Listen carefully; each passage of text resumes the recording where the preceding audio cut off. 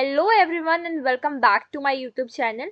आज की वीडियो में हम बात कर रहे हैं section 115 of Indian evidence act, जो बात करता है एस्टॉपल की। तो बेयर एक्ट की लैंग्वेज में जाने से पहले हम देखते हैं कि एस्टॉपल वर्ड का मीनिंग क्या होता है। तो जब भी हम एस्टॉपल वर्ड गूगल में सर्च करते हैं, वहाँ पे एक मीनिंग शो होता है बार और डेट्रीमेंट। सिमिलर मीनिंग होता है लीगल टर्मिनोलॉजी में भी। एस्टॉपल मतलब होता है टू स्टॉप देयर, वो एक तरीके का स्टॉपर होता है।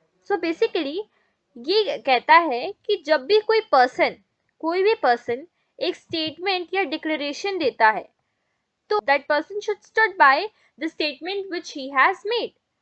ये एक जनरल प्रिंसिपल ऑफ एक्सपेक्टेशन और प्रिंसिपल ऑफ इक्विटी पे बेस है। ये कहता है कि जब भी कोई इंसान कुछ भी स्टेटमेंट देगा, वो वापस उस स्टेटमेंट जो उसने दिए हैं उसको अल्टर नहीं कर सकता। So it does not allow contradictory facts to be made by the same party. अब ये जो एस्टॉपल है वो एक लीगल मैक्सिम पे बेस्ड है। क्या है वो लीगल मैक्सिम?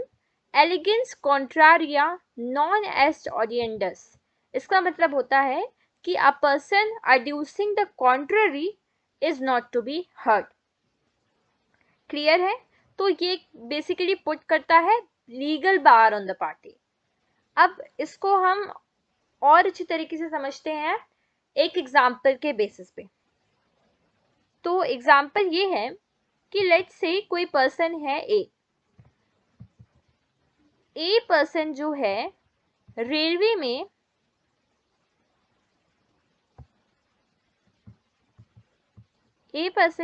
रेलवे में अपनी बाइक देता है और अपने बाइक की प्राइस जो है वो कितना बताता है? 70K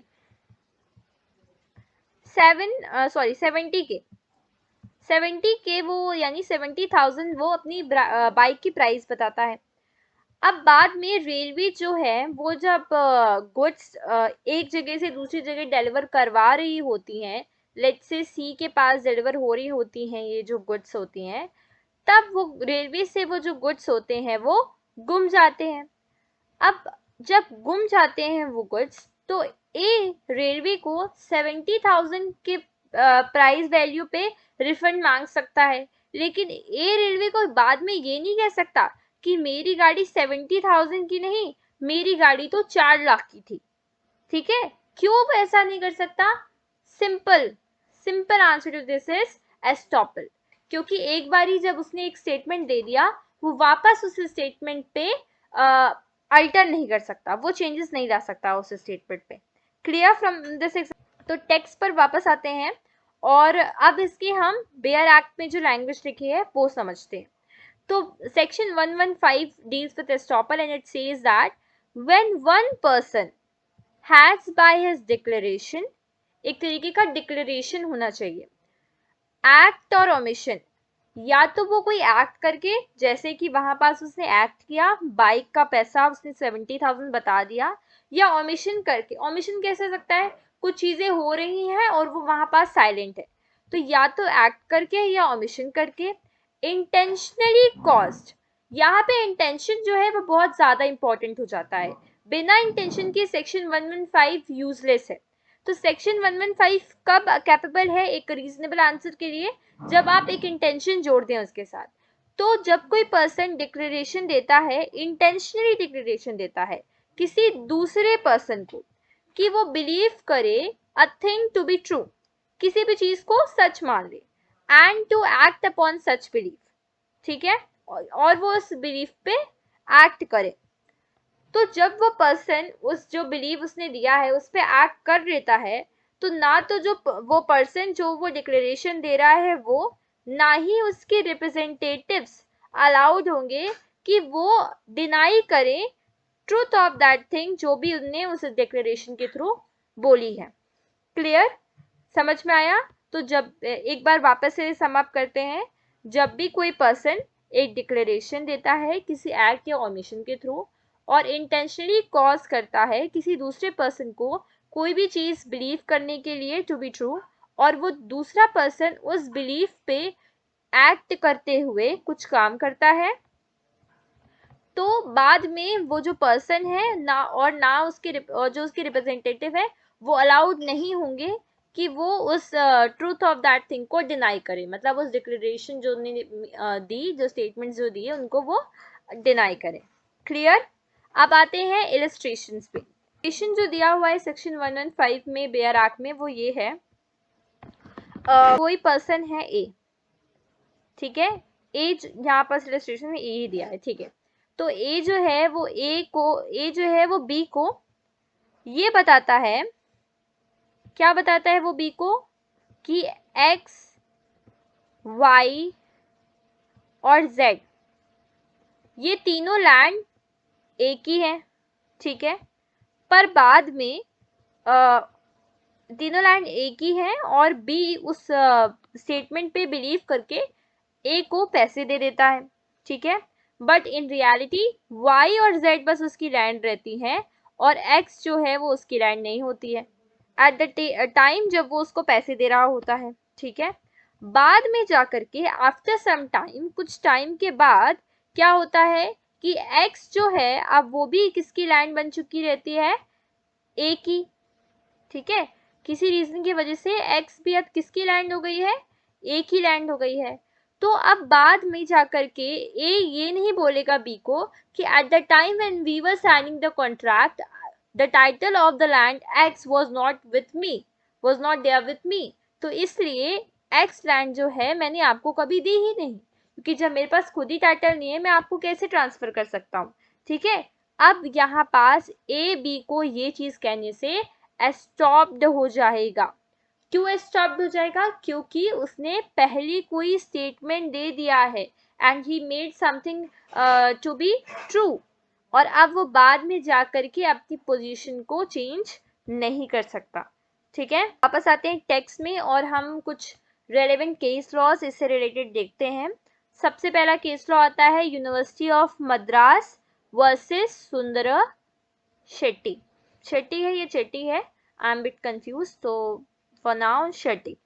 तो university of Madras versus Sundara Shetty case में क्या हुआ था कि यूनिवर्सिटी ऑफ मद्रास ने रिजल्ट्स डिक्लेयर किए और उन्होंने एक बॉय जिसका नाम सुंदर शेट्टी था उसको एसएसएलसी एग्जाम में पास डिक्लेयर कर दिया, और उस जो भी डिक्लेरेशन थी उसको सच मानते हुए सुंदर शेट्टी ने एडमिशन लिया कॉलेज में, इंटरमीडिएट कोर्स में 1 साल कंप्लीट कर लिया, और सेकेंड ईयर में जब वो रहता है तब यूनिवर्सिटी ऑफ मद्रास उसके पास आता है और वो कहते हैं कि उसने एसएसएलसी एग्जाम पास नहीं किया है और उसका जो एडमिशन है वो कैंसिल हो जाएगा, ठीक है।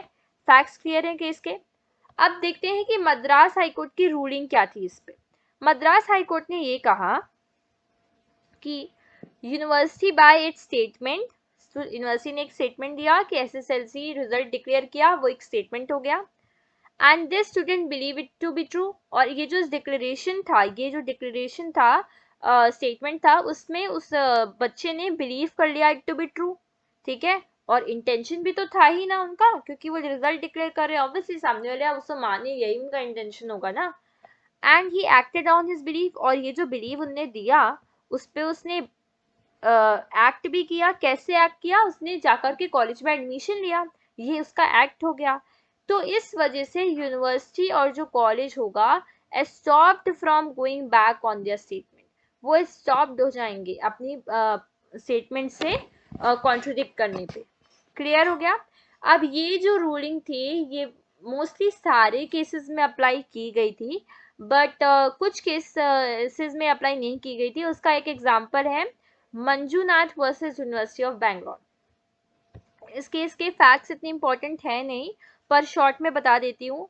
Manjunath versus university of Bangalore में ये हुआ था कि यूनिवर्सिटी ऑफ बैंगलोर ने मार्कशीट डिक्लेयर की थी जिसमें मंजूनाथ के 190 मार्क्स थे, बट ये मार्कशीट में शो हुआ था, ठीक है, और उसमें वो मेडिकल कॉलेज में एडमिशन लेता है। अब जिस दिन वो मेडिकल कॉलेज में आज मार्क्स आए, ठीक है, और वो कल जाकर मेडिकल कॉलेज में एडमिशन लेता है, तो परसों यानी कि एक दिन बाद उस एडमिशन लेने के एक दिन बाद यूनिवर्सिटी ऑफ बैंगलोर ये कहती है कि आपके 190 मार्क्स नहीं 130 मार्क्स है, इसलिए आपका एडमिशन जो है वो कैंसिल किया जाता है, ठीक है। तो यहाँ पे जो मद्रास हाई कोर्ट था, I guess Madras high court था कि सुप्रीम कोर्ट था, I am not sure about the court, I think Madras high court ही थे। तो कोर्ट ने ये डिक्लेयर किया, मतलब रीजनिंग ये दी अपनी डिसीजन की, वो देखते हैं क्या रीजनिंग थी। उन्होंने ये कहा कि 3 एसेंशियल होते हैं सेक्शन 115 के। पहला है एसेंशियल कि कोई डिक्लेरेशन होना चाहिए। यहाँ पे डिक्लेरेशन क्या था, results, person should believe it to be true, जैसे स्टूडेंट ने बिलीव किए वो भी जो भी रिजल्ट आए, और एक्ट ऑन दिस बिलीफ, और उन्होंने उनका एक्ट होना चाहिए। तो यहाँ पे उनका एक्ट भी था, उन्होंने कॉलेज ज्वाइन करी, फीस पे की, ठीक है।